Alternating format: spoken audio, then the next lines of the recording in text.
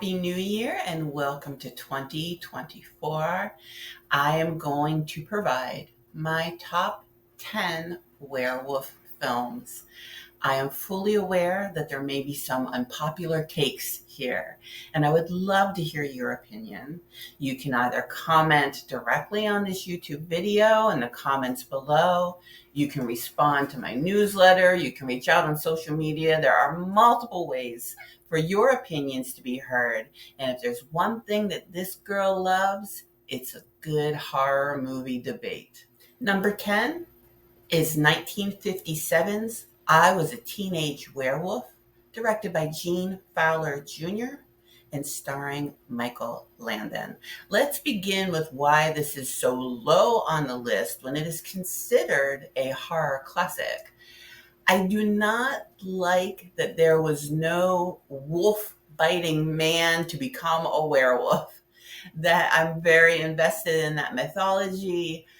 In this film, there is some experimentation done to bring man back to his roots, to his sort of like more animalistic self.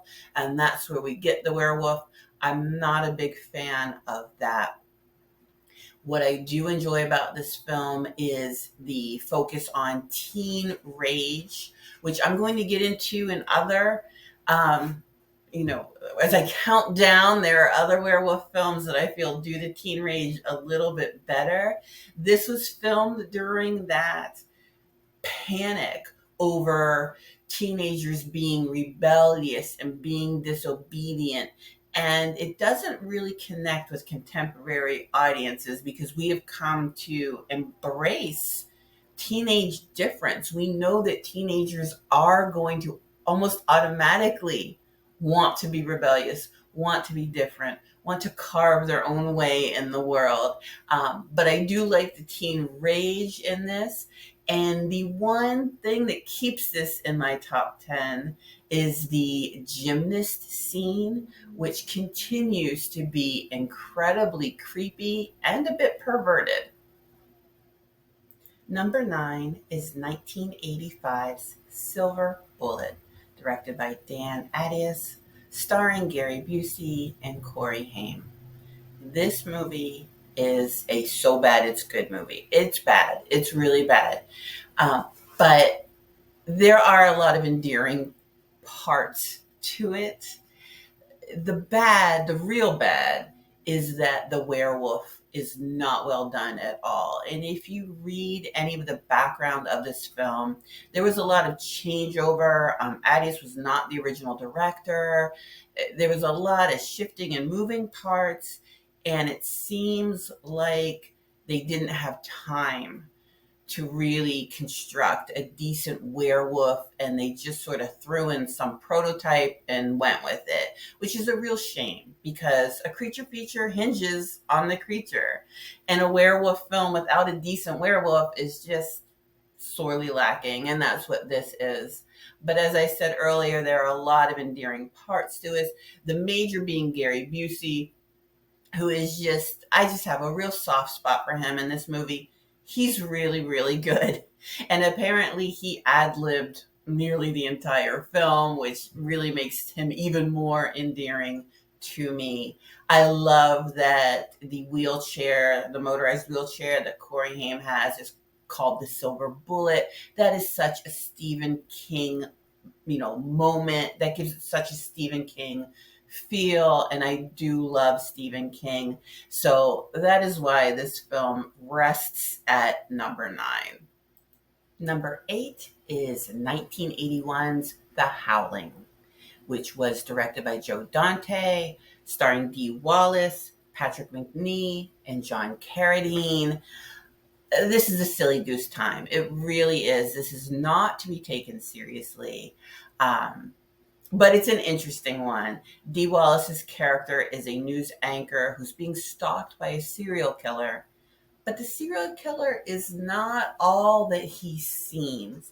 And the reason why this one scores higher than, say, Silver Bullet or I Was a Teenage Werewolf is for the transformation scene. This scene, I saw this as a kid, as a child. I was young when I saw it, and it freaked me out. It's long. It's incredibly long. Dee Wallace is just standing there. This is what I mean by it's a silly goose time. Dee Wallace is just standing there watching minute after minute. I believe the transformation is close to 4 minutes long. She could be in the next state by this time. There's no reason why she needs to just stand there going as he transforms. It's crazy, but the dedication to the craft of this is amazing. Just the transformation alone makes it a number 8 for me. Number 7 is 1984's The Company of Wolves, directed by Neil Jordan and starring Angela Lansbury. This is a lovely fairy tale story. I have incredible book bias against this. That's why it is not further up.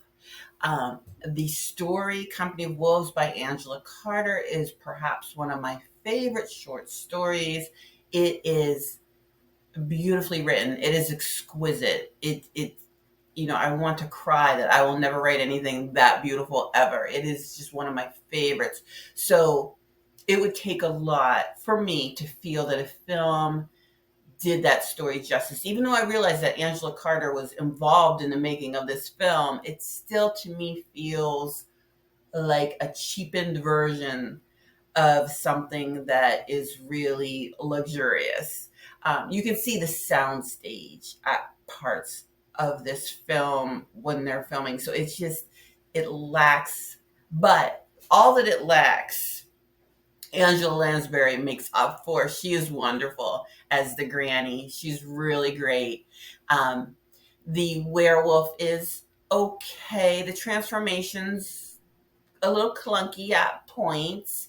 What bothers me now about this film is that the main character is the actress was only like 12 or 13 when they were filming this. According to IMDb, according to Wikipedia and all those other sources, perhaps she was a little bit older.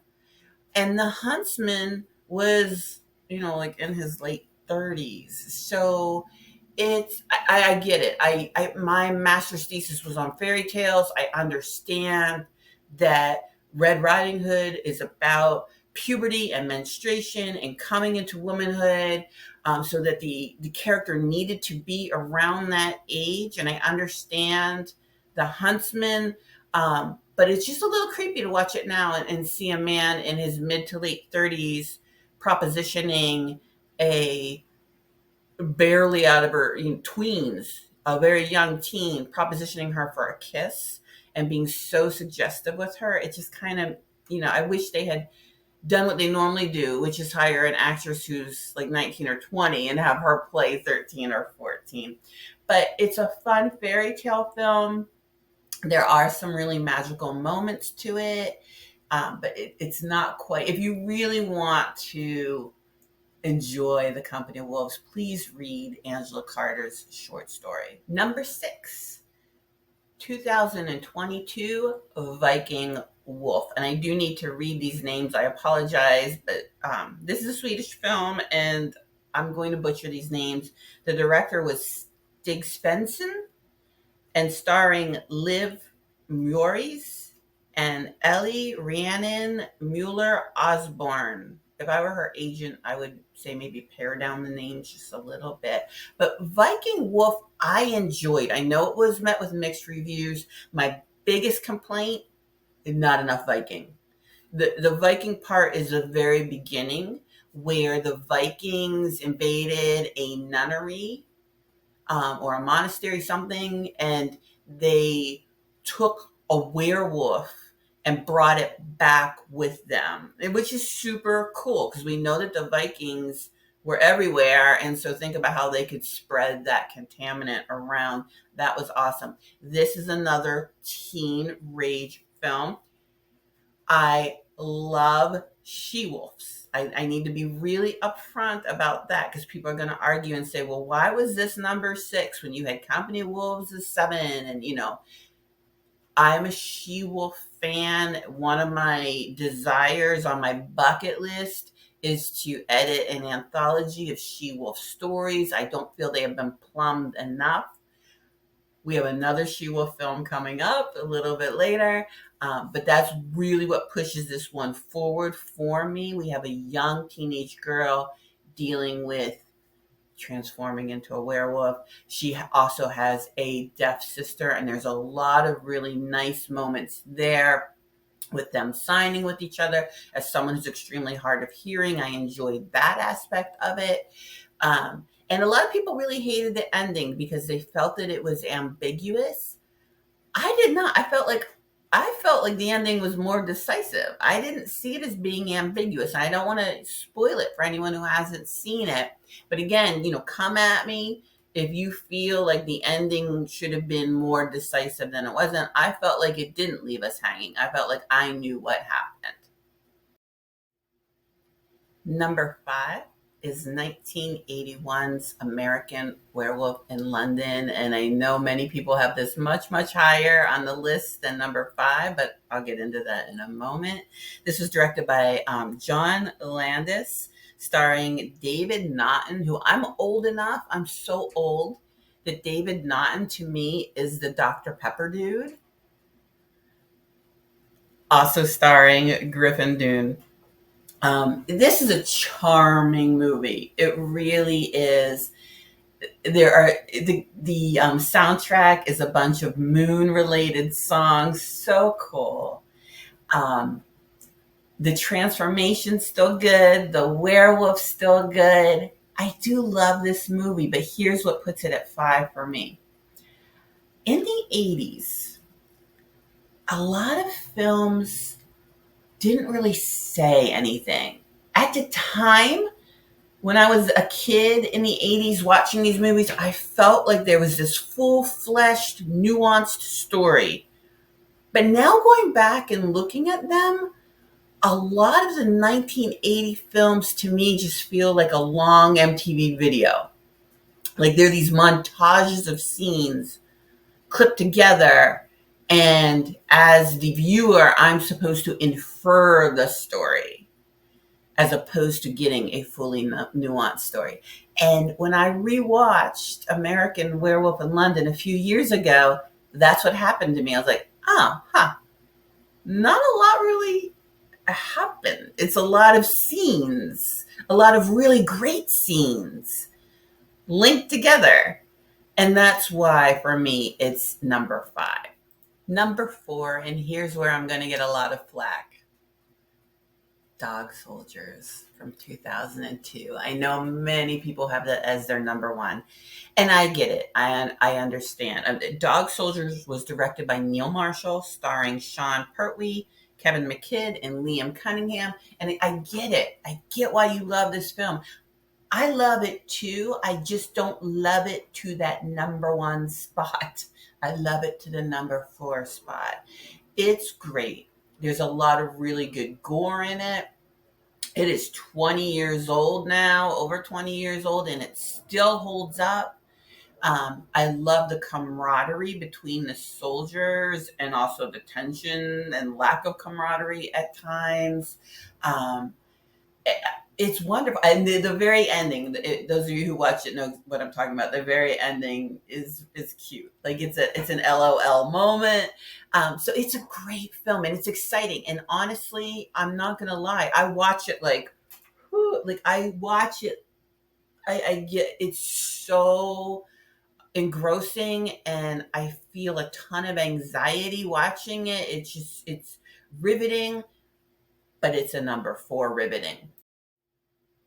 Number 3 is The Wolf of Snow Hollow from 2020, directed and starring Jim Cummins. I recommend this film to people all the time. I love this. I love this movie. It is exciting, it's entertaining, it's funny. There's just a lot going on in it. Jim Cummings, like I said, he's the writer, director, actor. He's everybody in this movie. But he plays the sheriff, John Marshall, and he should be everybody in this film because he really carries the film well. even though there are other people in the film who also do an amazing job, his character is in recovery, and we watch him unwind in a way that is very recognizable, and you feel as you know, I am not an addict. Let me come right out and say that, but I am familiar with addiction, and people that I love are addicts, and I am very familiar then with that.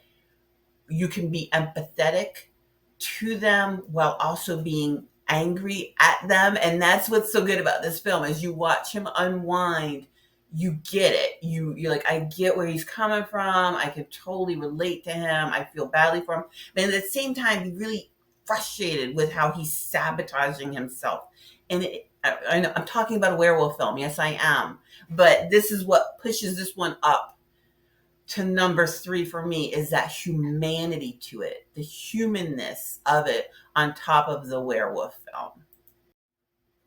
Number two, we are getting down there, is Ginger Snaps. And I've been alluding to this when I've been talking about she-wolves and teen rage. Ginger Snaps is from 2000, directed by John Fawcett, starring Emily Perkins and Catherine Isabel. And I am a big Catherine Isabel fan. If you have not seen American Mary, do yourself a favor. Love that movie. One of my top films. Love it. But Ginger Snaps is about these sisters who, they're kind of like goth girls, but the one is sort of that nerdy edge goth girl, and the other one's more like the emo go to concerts goth girl.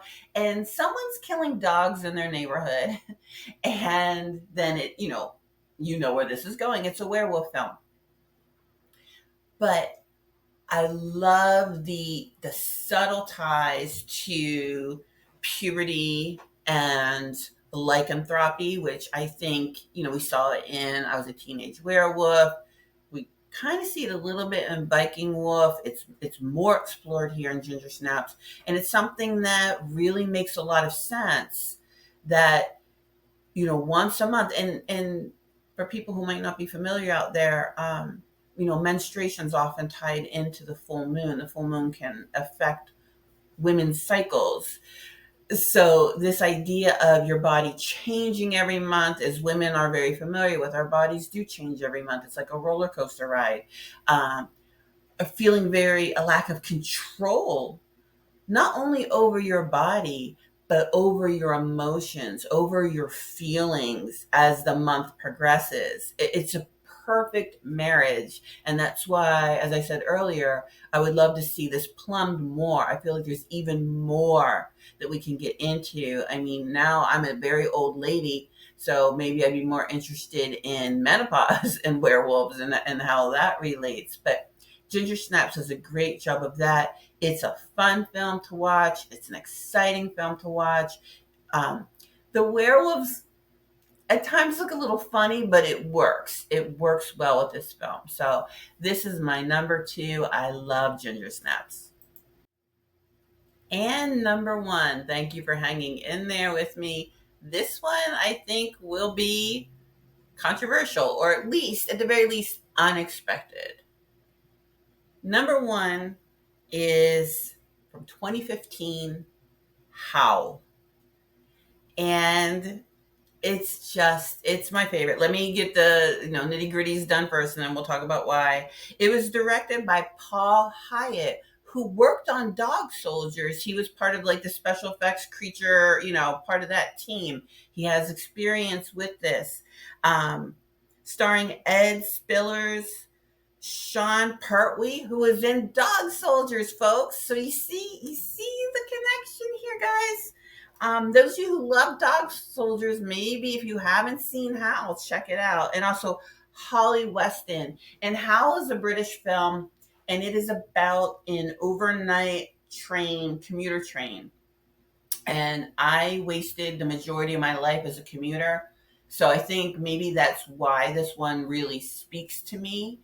I love horror in which different factions of society have to work together, like Train to Busan, another train movie, creature feature movie, where you have all these different people from different social classes and different backgrounds trying to survive together. And that's what Hal is. And I think that's what really draws me to it and puts it in my number one slot.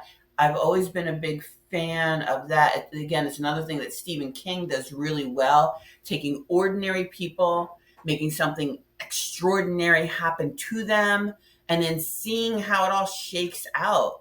Who becomes allies with each other? Who turns on each other? Where does the hero come from? We always have to have a hero, and usually it's not who you would expect to be the hero. So Hal is thoroughly entertaining. You don't see a lot of the werewolves, as in many of the films, you don't see a lot of the werewolf or a lot of the monster until the end, which is a nice move on the director's part to sort of hold back on that and have the monster be more in the shadows. The acting was great. If you've not seen Hal, and I think maybe that might be why it's not in more people's top 5 or top 10 werewolf films. I just think maybe it slid under the radar a bit. So if you've not seen Hal yet, I highly recommend it. Again, I would love to hear your comments and opinions. Please put them in the comments below, or, you know, respond to my newsletter, reach out to me on social media. I want to know what your top 10 werewolf films are. At the very least, what's your number one?